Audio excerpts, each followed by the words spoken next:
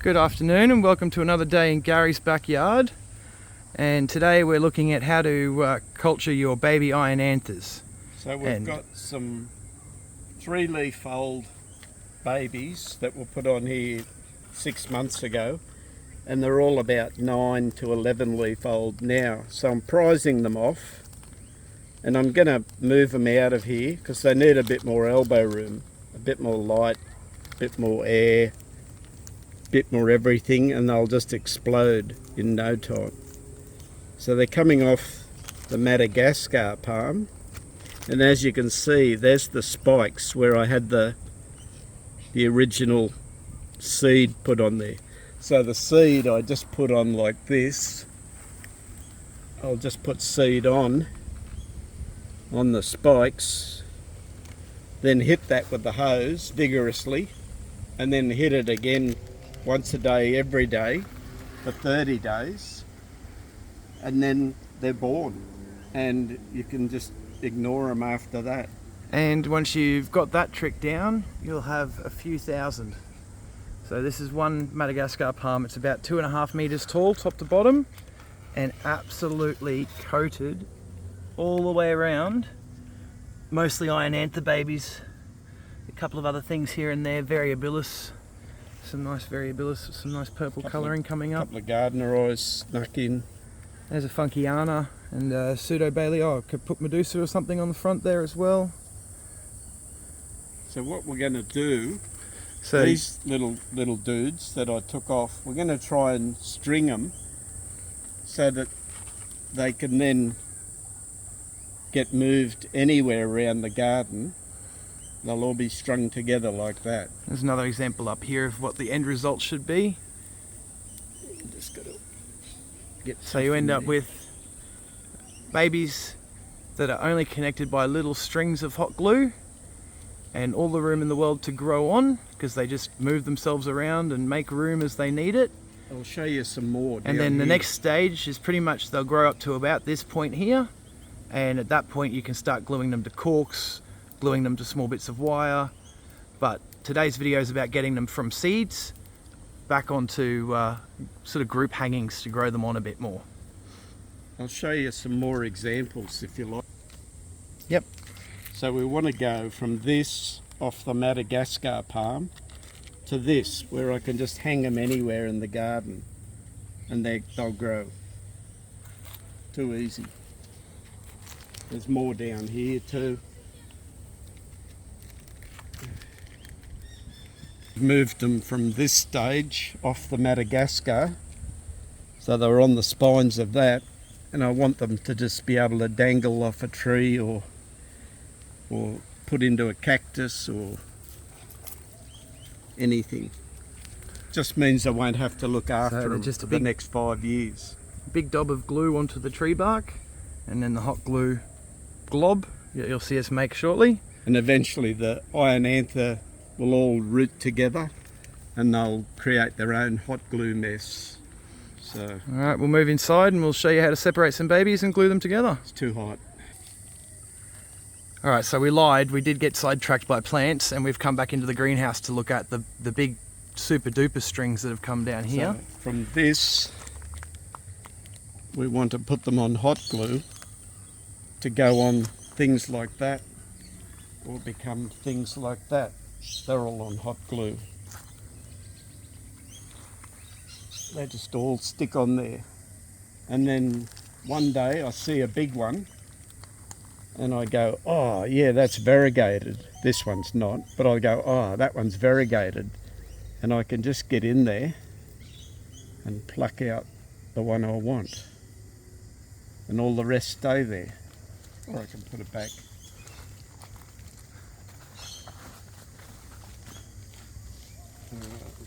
So this wad of ionanthas, probably 9 to 11 leaves, maybe 7 to 11 leaves old. They're pretty well embedded together. So I've got some water in Irene's sink. She doesn't know, she's out somewhere. So I just put a little dob of detergent in there. Some nice cheap Aldi. And then I just hurl them in with the detergent, and what that does, makes them all let go of each other. So in those clumps, they tend to grow roots onto each other, and this seems to really help break the surface tension, that surface grip of the roots on roots. So instead of tearing those roots off, because you're going to want to use them to glue from, that little bit of soapy water just seems to make them fall apart quite nice and easily without damaging the plants.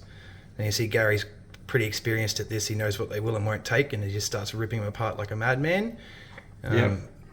But that's one of the joys of Tillandsia, is you can treat them pretty mean and get away with it. So we'll split all these up and dry them off, and then we'll show you the next stage. 5-leaf old, and that'll be more than suitable for this process. The main thing you're looking for is plants at a stage where they've got at least a little twig of a root. Well, I've changed the system. I'm sorry, Aaron.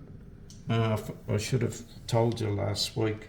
What I do now is I hot glue to the leaf, the tip of one of the leaves, and I've found that there's absolutely no damage to the plant. Mind you, I'm not a glue beast. I'm pretty frugal with it. So you've got to make sure you just get a tiny little glistening bead of glue, and then just touch the tip of the leaf. Now there's a 3-leaf old, and that'll work just fine.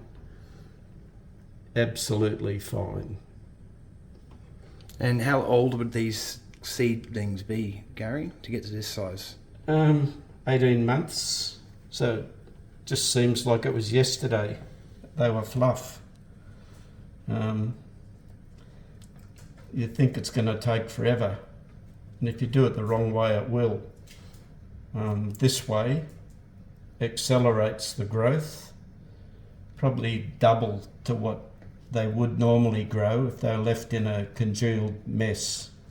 Anyway. So the other tools we've got here is a tray of clear water, no detergent in that, it's just water, and the hot glue gun.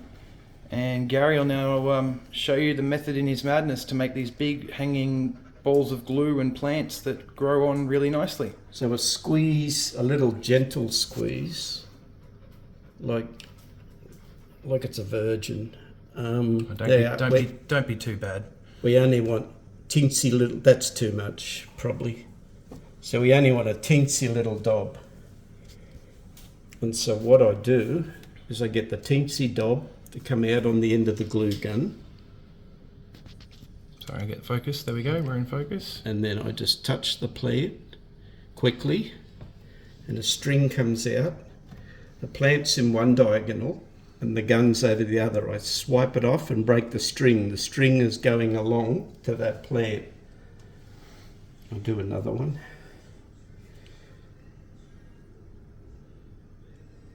And it's on.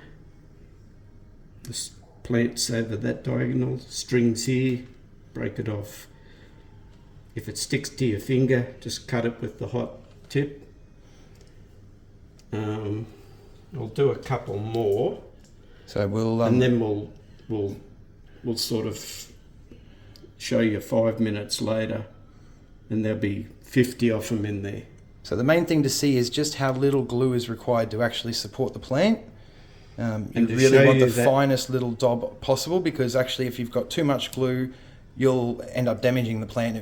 It'll pull the leaf off the plant. It'll all fall apart. And just to show you that that plant is connected to here, just watch that plant as I touch here.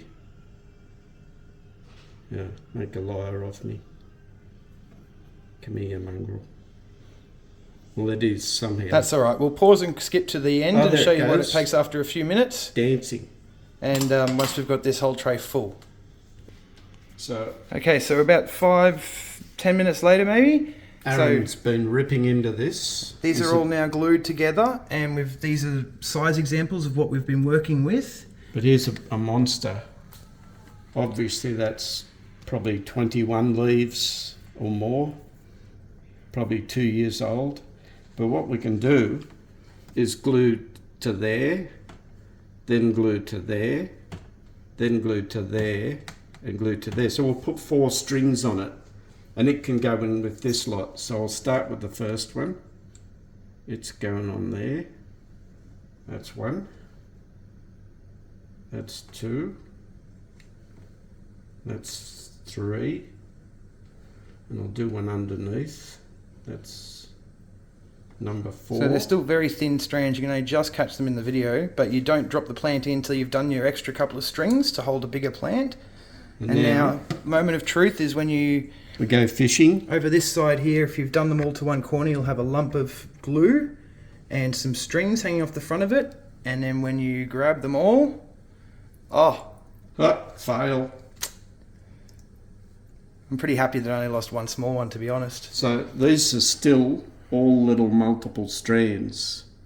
There's nothing significant there. So what I need to do is sort of wrap them around and then put a little dab of glue on there. And then tough it out. Or have wet fingers would be the safer option. And boom. So now this piece here gets put aside. Now we have a piece of braid fishing line hanging down. It's invisible, but you can see it. It's starting here, it's got a hook, and it's hanging down. And so what I do is I get this braid fishing line down the bottom, and I put a little dab of glue on it. It's still hot and glistening. And then I pick up this bundle of plants, and I get this bit of braid fishing line, and then I plug this onto the hot glue which is on the line, and that one's done. So then I do a repeat again, and then glue the next one a bit higher, and the next one a bit higher, and the next one a bit higher. I'm sorry this braid fishing line's so skinny, but you can imagine. So that is how you turn a seed pod into seedlings, and then seedlings into semi-mature plants. And after another 18 months, 2 years, you sort of get to this stage there, and they're at the point where you can start mounting them up individually, making displays, doing whatever you want with them. So hopefully that helps you with some ideas on growing your babies and giving them lots of airflow and space to move. And no plants were harmed in the making of this movie. No, absolutely not. Have a good one.